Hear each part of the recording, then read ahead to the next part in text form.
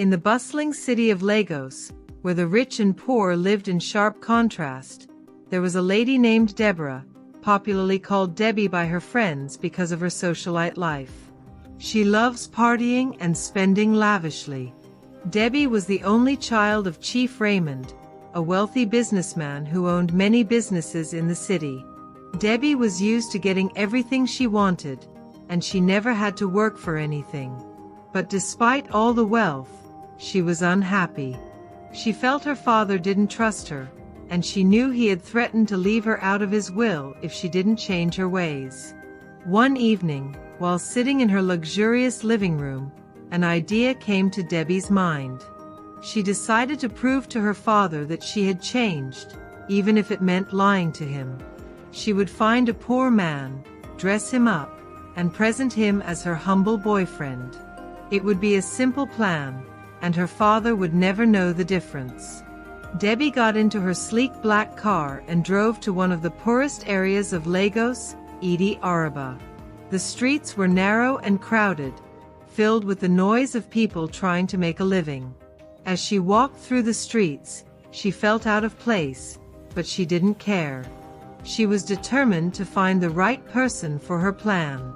After wandering around for a while, Debbie spotted a man sitting under a small tin shed, surrounded by scraps of cardboard and old newspapers. He looked dirty and tired, but there was something about him that caught her attention. His eyes, though weary, held a spark of intelligence. Debbie approached him, and without hesitation, she asked, "Will you be my boyfriend for a day?" The man looked up, surprised. "Why do you want that?" he asked cautiously. Debbie smiled, showing him a bundle of Naira notes. "If you agree, I'll give you 50,000 Naira. All you have to do is pretend to be my boyfriend for a day." The man's eyes lit up when he saw the bundle of Naira notes. He couldn't believe it. "That's 3 times more than I used to make at my last job," the homeless man said. "A job? Really?" Debbie said with a smirk on her face. "You wouldn't be out here homeless if you had a job, would you?" She laughed at him, making fun of his situation. The man felt embarrassed but didn't say anything, and then nodded slowly. "All right, madam. My name is Henry." "Good. Let's go," Debbie said, leading him to her car. They drove to a high-end salon in Victoria Island, where the staff was shocked to see Debbie with a man who looked so out of place. But they didn't question her, and soon, Henry was sitting in a chair while the best stylists in the salon worked on him. They cut his hair, trimmed his beard, and dressed him in expensive clothes. After a few hours, Henry looked like a different person, handsome and confident. As they left the salon, Henry caught his reflection in the car window. "I almost forgot what I used to look like," he murmured. Debbie heard him but didn't respond. She was too busy thinking about the next step in her plan. They arrived at her father's mansion, and Debbie took a deep breath before leading Henry inside. Chief Raymond was sitting in the living room, reading a newspaper. He looked up as they entered, and his eyes widened in surprise. "Dad, this is Henry," Debbie said confidently. "He's my boyfriend." Chief Raymond raised an eyebrow, looking Henry up and down. "Where did you meet him?" he asked suspiciously. "At a charity event," Debbie lied smoothly.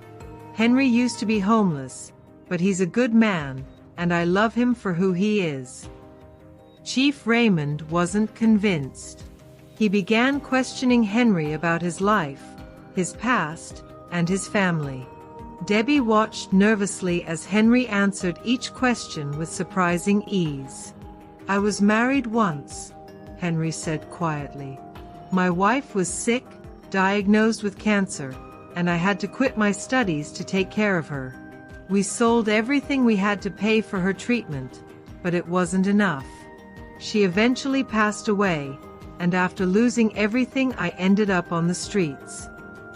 Chief Raymond was silent for a long time. When he finally spoke, his voice was soft. "I'm sorry for your loss," he said. "You must have loved her very much." Henry nodded, his eyes downcast. "I did. She was everything to me." Debbie couldn't believe how well Henry was playing his role. She felt a surge of satisfaction, knowing her plan was working perfectly. Her father was visibly moved, and she knew she was one step closer to getting what she wanted. After dinner, Chief Raymond called Debbie into his study. "I see that you have changed," he said, his voice heavy with emotion. "You found a good man, Debbie. I'm proud of you." Debbie felt a pang of guilt but quickly pushed it aside. She had succeeded in deceiving her father, and that was all that mattered. Chief Raymond told her that he would update his will, ensuring that she would inherit his wealth. Debbie left the study with a smile on her face, knowing she had won. The next day, Debbie handed Henry the 50,000 naira she promised him. "You were amazing," she said, her voice full of fake warmth. "That story about your wife was perfect. My dad believed every word." Henry looked confused. "What do you mean?" he asked. "My father also had cancer, and the doctor said he didn't have much time left," Debbie said mockingly. "The silly old man then thought he could teach me a lesson about caring for people more than money. Can you believe it? He even threatened to leave me with nothing if I didn't change.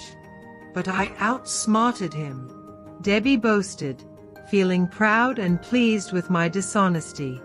Henry looked at the money, then back at Debbie. "Why didn't you tell me earlier that your father also has cancer?" he said quietly. Debbie shrugged. "It doesn't matter. What's important is that I get what I deserve." Henry's expression hardened. "I don't want your money," he said, pushing the cash back into her hand. "The story I told your father was all true. My wife did die of cancer, and I did end up on the streets. But you now reminded me of my dream again, thanks to this charade. I'm going to start over, and I don't need your dishonest money to do it." Debbie was stunned. She had never met anyone who would turn down money so easily. "Fine," she snapped. "I'll keep it then." She sent Henry away and spent the next few weeks celebrating her victory. She partied hard, spending her father's money without a care in the world. But as time passed, she noticed that her father's health was deteriorating faster than she expected. Before long, Chief Raymond passed away, leaving Debbie with more money than she could ever spend. But Debbie didn't know how to manage her wealth. She continued to live lavishly, throwing parties, buying expensive things, and surrounding herself with fake friends who only cared about her money. It wasn't long before the money started to run out. Desperately in need of cash to maintain her socialite lifestyle, she started selling her things. She sold the mansion, the cars, and everything else of value, but it was never enough. Debbie started borrowing money, and debts kept accumulating. The once daughter of a wealthy businessman now ended up struggling with no money. Soon, Debbie found herself in the same position as Henry once was, homeless and alone. She wandered the streets of Lagos, begging for food and shelter. The people she had once called friends were nowhere to be found. One day, as she sat on the sidewalk, dirty and hungry, a sleek car pulled up in front of her. Debbie looked up, her heart pounding with hope. Maybe someone had come to help her. The car door opened, and a man stepped out.